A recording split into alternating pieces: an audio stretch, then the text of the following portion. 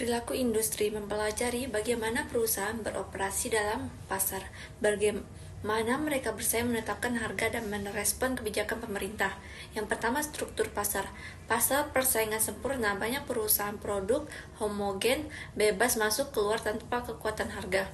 Monopoli, satu perusahaan menguasai pasar, menentukan harga dan tidak ada substitusi dekat. Oligopoli, beberapa perusahaan dominasi interdependen dan bersaing dalam harga atau kuantitas. Persaingan monopolistik, banyak perusahaan dengan produk berbeda, persaingan mulai diferensiasi produk.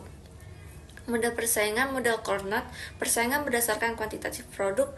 Model Bertrand, persaingan berdasarkan harga. Model transparent, perusahaan pemerintah menetapkan kualitas, perusahaan lain mengikuti. Yang ketiga, penetapan harga. Harga dipengaruhi oleh Materi yang kedua ada kinerja industri. Definisi final kinerja industri itu adalah proses evaluasi terhadap keberhasilan suatu industri atau perusahaan dalam mencapai tujuan dan sasaran strateginya. Kinerja diukur melalui berbagai indikator finansial dan non-finansial yang mencerminkan efektivitas, efisiensi, probabilitas, serta daya saing perusahaan di pasar. Nah, pengembangan penilaian kinerja masa sebelum 1970, penilaian kinerja industri lebih fokus pada indikator finansial seperti laba bersih, return on investment, dan rasio-rasio keuangan lainnya. Penilaian kinerja berpusat pada laporan keuangan sebagai indikator utama keberhasilan. Hal ini sesuai dengan dominasi paradigma akuntansi tradisional yang melihat kinerja perusahaan dari perspektif keuntungan dan arus kas. Masa 1970 hingga 2000, periode ini menandai pergeseran dan dalam pendekatan penilaian kinerja. Pada tahun 1980-an, berbagai model penilaian. Masa 1970 hingga 2000, periode ini menandai pergeseran dalam pendekatan penilaian kinerja. Pada tahun 1980-an, berbagai model penilaian kinerja baru diperkenalkan seperti Balance Scorecard atau BSC yang memperkenalkan pandangan lebih holistik tentang kinerja. Selain faktor keuangan, BSC menambahkan aspek non-finansial seperti kepuasan pelanggan, inovasi, dan proses internal. Fokus pada inovasi, kualitas, dan manajemen sumber daya manusia mulai muncul.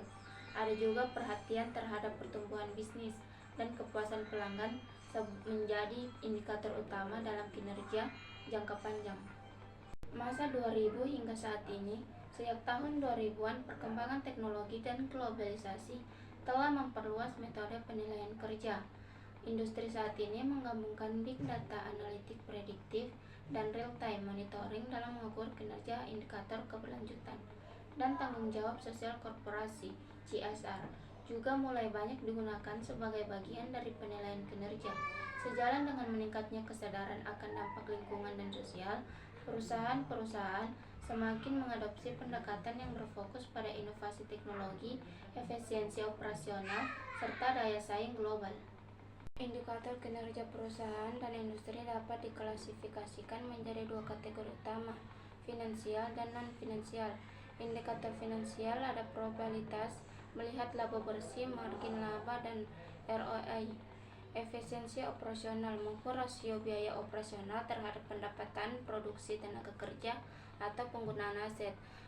Likuiditas, indikator yang melihat kemampuan perusahaan dalam memenuhi kewajiban jangka pendek seperti rasio likuiditas, rasio lancar dan cepat.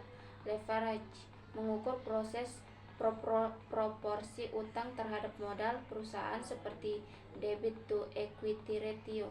Pertumbuhan pendapatan, mengukur pertumbuhan penjualan atau pendapatan dari waktu ke waktu. Penilaian kinerja yang baik memperhitungkan baik indikator finansial maupun non-finansial untuk memberikan gambaran lengkap mengenai kekuatan dan kelemahan perusahaan atau industri dalam jangka panjang. Indikator non-finansial, kepuasan pelanggan diukur melalui survei customer retention atau tingkat keluhan. Inovasi dan penelitian dan pengembangan dilihat dari jumlah produk baru yang diluncurkan atau investasi dalam R&D. Kepuasan karyawan diukur melalui survei karyawan, employee retention atau turnover. Keberlanjutan lingkungan meliputi penggunaan sumber daya, pengurangan limbah dan emisi karbon. Tanggung jawab sosial perusahaan, CSR, melihat keterlibatan perusahaan dalam kegiatan sosial dari dampaknya pada masyarakat sekitar. Hubungan antara struktur, perilaku, dan kinerja industri. Modul ini membahas hubungan antara struktur pasar, perilaku perusahaan, dan kinerja industri dalam kerangka analisis struktur perilaku kinerja atau SCP. Kerangka analisis SCP dikenalkan oleh J.S. Bain pada tahun 1950-an, mengasumsikan bahwa struktur pasar mempengaruhi perilaku perusahaan yang selanjutnya memengaruhi kinerja. Struktur pasar ditentukan oleh faktor permintaan, selera, elastisitas, substitusi, dan penawaran, biaya lokasi, bahan baku, dan teknologi.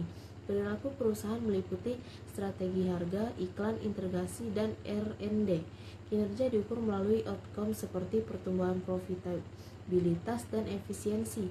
Kritik terhadap SCP. Hubungan kausalitas tidak selalu linear, bisa terjadi hubungan timbal balik. Kinerja dan perilaku dapat mempengaruhi struktur pasar. Aliran Chicago School berpendapat bahwa efisiensi bukan konsentrasi pasar yang lebih memengaruhi profitabilitas. Analisis empiris SCP. Studi empiris awal fokus pada hubungan linear antara struktur, perilaku, dan kinerja. Studi kemudian beralih ke model simultan, menunjukkan pengaruh yang lebih kompleks. Studi ini menunjukkan bahwa konsentrasi pasar mempengaruhi profitabilitas, tetapi variabel lain seperti hambatan pasar dan perilaku industri juga penting. Studi tingkat perusahaan juga dilakukan dengan penambahan variabel karakteristik perusahaan. Modul ini membahas berbagai studi empiris yang dilakukan untuk menguji hubungan antara elemen-elemen dalam kerangka analisis SCP. Studi ini menunjukkan bahwa hubungan antara struktur, perilaku, dan kinerja tidak selalu linear dan bisa sangat kompleks. Modul ini membahas kritik terhadap kerangka analisis SCP, terutama dari aliran Chicago School.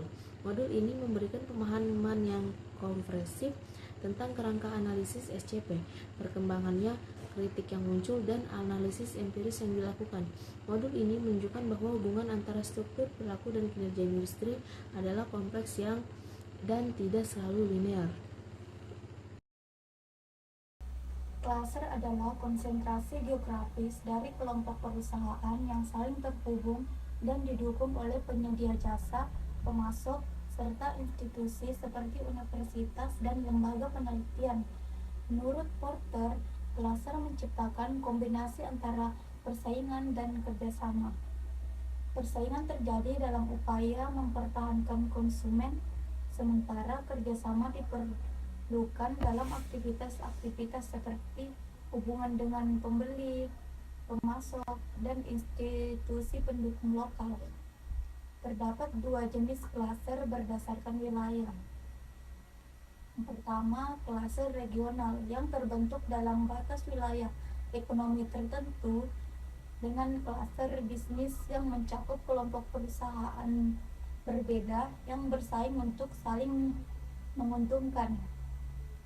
Klaster di Indonesia juga diklasifikasikan berdasarkan tingkat perkembangannya menjadi klaster tradisional, aktif, dinamis, dan maju.